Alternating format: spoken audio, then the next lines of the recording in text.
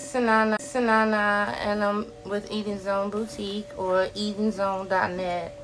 And I have here today with me the list of giants. I want you to look at this title so you can get it and go look at it yourself, okay? You see the name on here. Well, I'll give it to you by verbal. It's not coming out right. Okay, so it is written by Jim A. Cornwell. And it's copyrighted for 1995. And it's called Biblical Information of Giants from 8850 BC to 1300 BC. Okay, and it starts off with the list of all the names of the giants.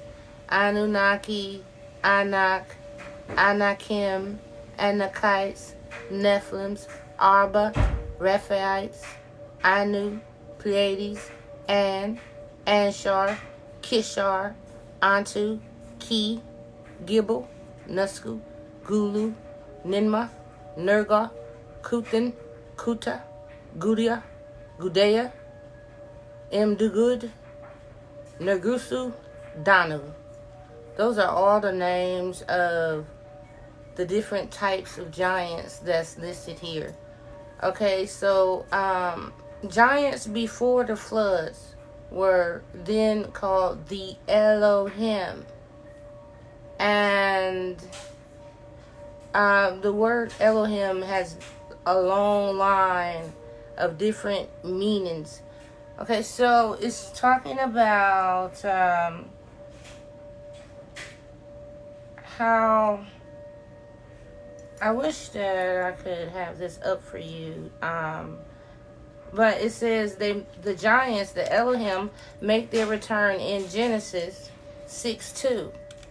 And when the sons of God have intercourse with the daughters of men, and they took them wives of all which they chose. Okay, and the result of this event begat Lamech. That's very important. Lamech, father of Noah, based in his faith on a promised deliverance from the Adamic curse in Genesis. Okay, so the results of the event is where Lamech was begat. He is the father of Noah. And based on his faith, he promised deliverance from the Adamic curse in Genesis when Cain killed Abel. Then he was told that he wouldn't be persecuted forever and everything. So this is where the fulfillment of that promise to Cain came through Lamech being born. Okay, so then he foresees, even in faintly, the coming of the one of his seed. Okay, who will remove that curse? Jared was Enoch's father, who through tradition dictated to his son about 5800 BC. The Lamentations of Jared, how God came to the earth and led astray his own tribe of Adam and those tribes of Cain also. So it's real choppy the way it's written. But what they're basically saying is there is a writing called the Lamentations of Jared. And Jared, Enoch's father, who said how God's came to the earth and led astray the tribe of Adam and those tribes of Cain as well. So basically saying that, yes, God created man, no doubt. But some other beings came and led man astray. Da-da! Da! See what I mean by the invasion? As you sit there and you talking about what you are and what you are, you should really look at what you're talking about. Because on here, it clearly points out that in this Lamentation of Jared. It's talking about how God came and led Adam's children and Cain's children astray. Just read it. I mean, read the Lamentations of Jared. Okay, and from Adam to Noah, there were 7 major patriarchs born. Noah being the 8th person. Note that Cain and Abel are not counted as a total for 10. But Seth was the first. They're going to leave out Cain and Abel. I wonder why. Anyway. So that was left out. So now they're saying it from 8. Utnapishtim was the 10th king of Babylon before the flood. The Sumerian kings list mentions 5 cities existing before the flood. Eridu, Batania, Larak, Sippar, and Shurippak. The first king was Aloris, who ruled for 120 Sari, or 432 years before the flood. Okay, then the Sumerian king list mentions 5 cities again. I want to say they are Eridu, Batania, Larak, Sippar, and Shurippak. The first king was Aloris, who ruled for 120 Sari, or 432,000 years before the flood. He ruled a long time. Abilam reigned for 28,000. Abalga reigned for 36,000. And 2 more kings reigned for 64,800. These represented the 5 cities. While in Eridu, kings from heaven reigned for 64,800 years before the flood. If 8 kings ruled for 241,200 years, then the last 5 kings total to 140,400 years. Okay, so that's just figuring the maths on them. Okay, but I know you want to know who the first king was. He was Aloris. Moreover, a Chaldean priest, Berosus, writing in Greek, reported that according to Mesopotamian belief, 432,000 years elapsed between the crowning of the first earthly king and the coming of the flood. Okay, so there was 432,000 years before this flood happened. And those kings on that side of the flood were giants. And the Nephilim were the Anunnaki they describe and all that stuff. The Sumerian king list names 8 kings with a total of 241,200 years, with only 8 kings. From the time when the kingship was lowered from heaven to the time when the flood swept over the land, once more the kingship was lowered from heaven. Okay, the Bible analysis of the Masoretic text of the ages of the patriarchs when their sons were born shows only 1,656 years passed from the creation of Adam to Adam's fall until the deluge and Shem's fatherhood. So the math ain't adding up. So in Genesis it says there were giants on the earth in those days, when the sons of God came unto the daughters of men, and they bare children unto them. The same became mighty men, Nephilim, which were of old men of renown. Sons of God appears to refer to angels, a day when they came before the Lord, and Satan was among them. Okay, Job, when the morning stars sang together, and they all shouted for joy. Psalms 89:6. Who among them can be likened unto the Lord? Genesis may likewise involve angels, or they may be demon-possessed individuals, but other views these sons of God as kings, rulers, and princes. So they're saying they got all these different looks about them, and they're calling them kings, and they're calling them rulers and princes. But they're really Nephilim. They're really giants in disguise. Okay, now, author Raymond Drakes state that the Kabbalic Book of Enoch, the giants, engendered by the fallen angels and daughters of men, turned against mankind before the flood. They started eating us. That's why God had to destroy them. But you are thinking that the Nephilim is your God. You are thinking that the fallen angels is your God. But with the Lamentations of Jared being written, it's letting you know that Jared was a giant himself, created from the bloodline of the Garden of Eden. And he even said that other beings came and messed with humanity. That's what I'm trying to tell you. I believe there is a God. I believe in Christianity. It's just that these other beings are still hidden in our society and causing us to fight one another. So just, he's crying about that. He's a giant from the line of Adam. And he's talking about how all the people around him have been corrupted by some other beings that came. No one ever points out that fact. They want to try to say those beings that came were the God. They were not the God. God had already created man before those things came. And so you need to understand that. And then you need to understand that Noah was white. So it didn't matter about black or white. Humanity was encroached upon by some other beings.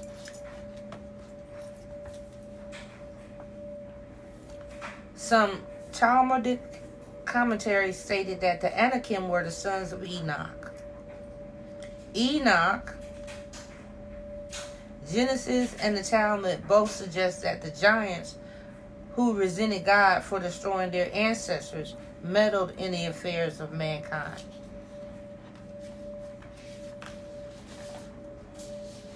Eventually, Nimrod, seen in Genesis 10, and Cush begat Nimrod.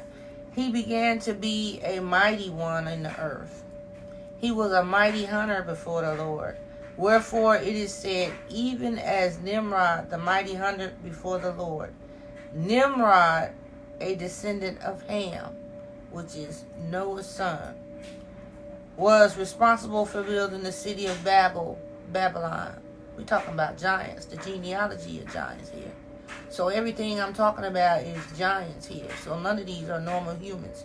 You need to understand that normal humans was here. And then these giants were part of humanity, a creation, but they were encroached upon by somebody else. It's evident all over. So that's what we're talking about, giants here. So this individual was the beginning of the kingdom of Babylonia, and he became the founder of Nineveh and other cities in Assyria. He became distinguished as a hunter, a ruler, and a builder. He lived for an undetermined amount of centuries after the flood. An undetermined amount of centuries after the flood. Nimrod was still through here living. So, and he was the grandson of Ham, who was from Noah's children. He was a bold man and of great strength of hand. He was a mighty man. He was a giant. He persuaded men not to ascribe to God in order to bring them into a constant dependence upon him. He swore to build a tower too high for the waters to be able to reach, thus avenging himself on God for destroying his forefathers. So it would seem like Nimrod might have built the pyramids because that's the only tower that didn't reach. Many legends have grown up around the name Nimrod, but he is a giant.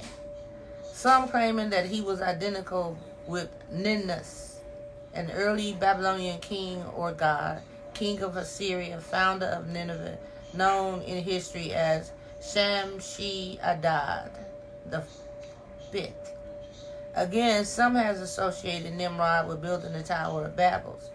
Others have identified him with the ancient king of Babylonia, Gilgamesh, fifth king of the first dynasty of Uruk after the flood.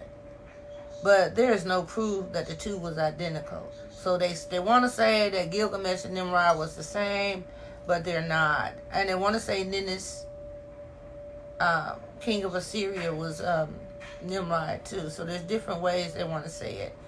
Did Nimrod finally die after all this time from Genesis 10 through 26?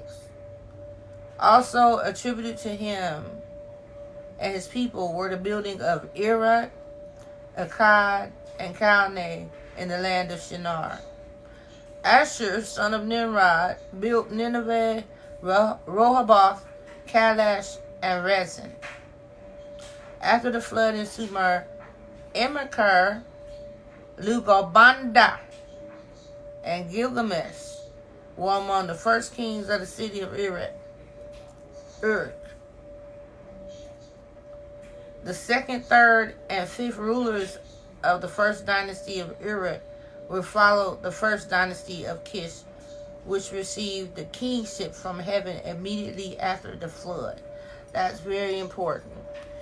All right, let's say it again. After the flood in Sumer, after the flood, over right outside the Garden of Eden, in Sumer, Emerkar, Lugobanda, and Gilgamesh were among the first kings of the city of Erech. The second, third, and fifth rulers of the first dynasty of Erech, which followed the first dynasty of Cush, which received the kingship from heaven immediately after the flood. Cush, you Nubians, the first kings came to Cush. Okay.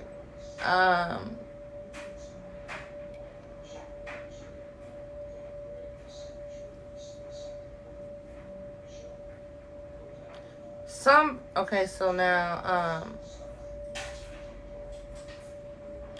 so it says, which followed the first dynasty of Cush, which received the kingship from heaven immediately after the flood. Kings was lowered down from somewhere and sat upon thrones. And Gilgamesh, Lugobanda, and Emerkar were some of those kings listed that got that first rulership after the flood. Some believe that this flood occurred in 4000 BC and was a different one than compiled in the Genesis account. Lugobanda was a god and shepherd king of Erech, where he was worshipped for over 1,000 years. Possibly the third king of Erech after the great flood, Gilgamesh. Akkadian epic of Gilgamesh. Fifth king of the first dynasty of Erech after the flood. Presented Lugobanda with the horns of the bull of heaven. So Lugobanda was alive at the time of Gilgamesh, and Gilgamesh gave Lugobanda the horns from the bull of heaven. They was giants. Around 3200 BC, Menes was consolidating Upper and Lower Egypt. Sumer was prospering, and then the Semitic peoples appeared on the scene with Sargon. Sargon was a giant. He conquered Erech, Ninmar, Lagash, to the mountains of Elam, Crete, and united the area. Sargon the Great. Sargon, king of Akkad. The Akkadians. Rice region of the goddess Ishtar. In Nana. Okay. Ishtar and Nana are one and the same. King of Cush. Pashishu. A class of priests who prepared and applied ointments. Of the god Anu. King of the land. Great Ikakia of the god Enlil. Okay, so now all these giants have been way back at Jared have been tampered with by another being. Jared was crying because his people around him, the other giants, had been tampered with and contacted, and the other humans have been contacted by another group of beings. That's the whole thing. And so this is what's happening after those beings came in.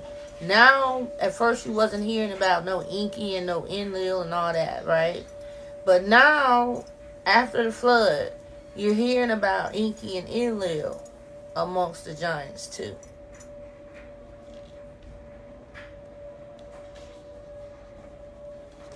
So, listen to this.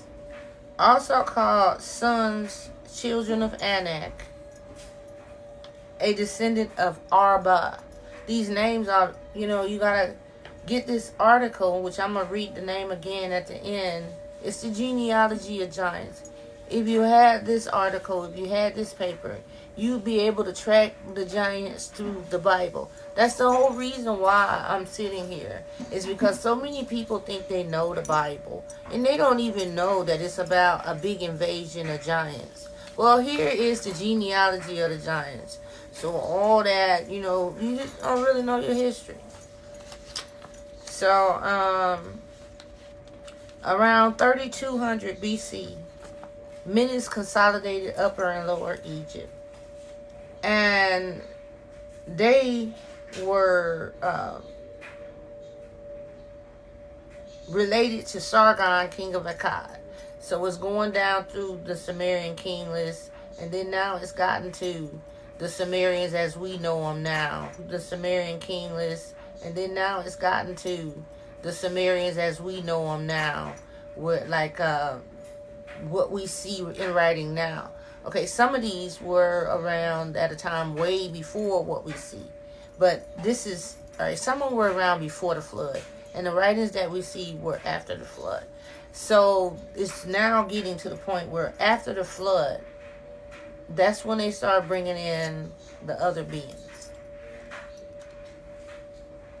So all these different names now that I'm calling out are giants that came after the flood. Okay, so you have sons of Anak, the Anakites. Have you heard them in the Bible? The Anakites, go look it up. Okay, Arba, the father of the Anak. The Raphaites.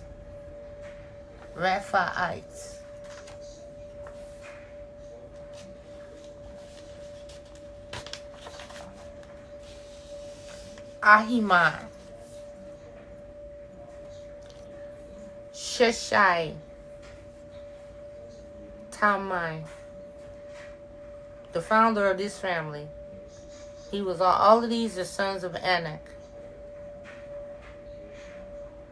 Emites, giants. They were the original inhabitants of Moab.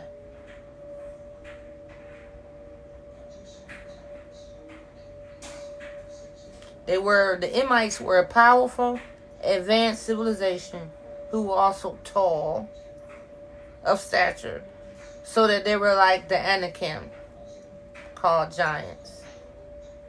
Abram's time, the Emites were defeated by the Mesopotamian invaders of Kedorlaomer, a Shivate Carithian, a plain east of the Dead Sea. So let me see. Abram's time, the Emites were defeated. In Abram's time, the Emites were defeated. But they were giants. Okay, so, let me say this. It's really difficult reading through all these different names. But the Elamites, they were giants. Amraphel, he was a giant. Arioch was a giant. Elisar was a giant. Tidal was a giant. Goen was a giant. Bera, king of Sodom and Gomorrah, was a giant. Bersha, king of Gomorrah, was. So Bera and Bersha were both giants, and they were the two. Bersha were both giants, and they were the two kings of Sodom and Gomorrah. Shinab, the king of Admah, a Canaanite city. Shemember, king of Zebulun, king of Bela, king of Zoar. These were all giants back then. Goim was also the area of an unnamed king defeated by Joshua. Hasasheth Hagayim, a town of mixed races. So this town that Joshua defeated had both races, Goim and humanity, living in them. Heathen or pagan or Gentile in Hebrew, tribe, city, or towns. I don't know what that's about.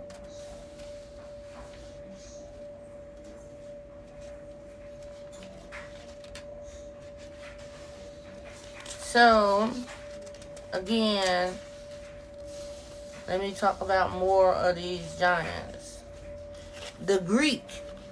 Okay, so the Greek ethnos is equal to Goy, while people is Laos is equal to the Hebrew Am.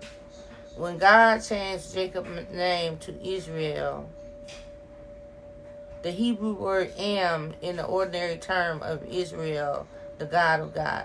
So Raphaites, Rephaim, Og, he was an Amorite. The Amorites were giants. And king of Bashan, Zamzumite, Zamzumim, Zizites, Anakim,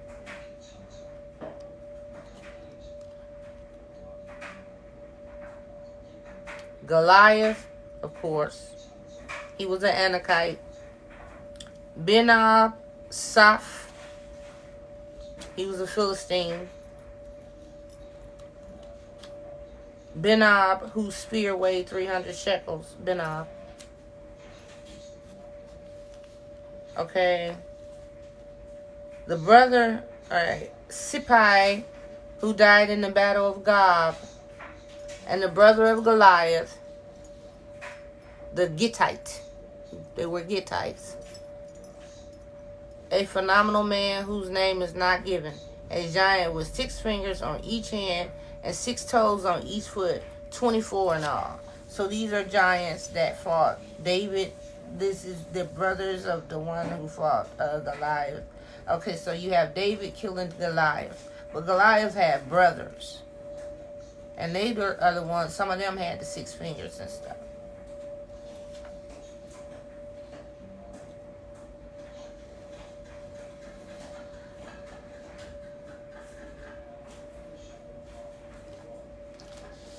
So, it's a compounded list here. So, let me give you the information one more time about the list of giants so that you can go and look it up. And please like, forward, and share my my video. It's talking about the list of giants that are referenced throughout time.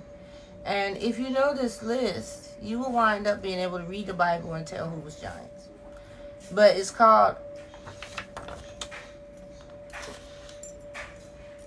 Biblical Information of Giants, 8850 BC to 1300 BC by 50 BC to 1300 BC by Jim A. Cornwell, and it's copyrighted for 1995. So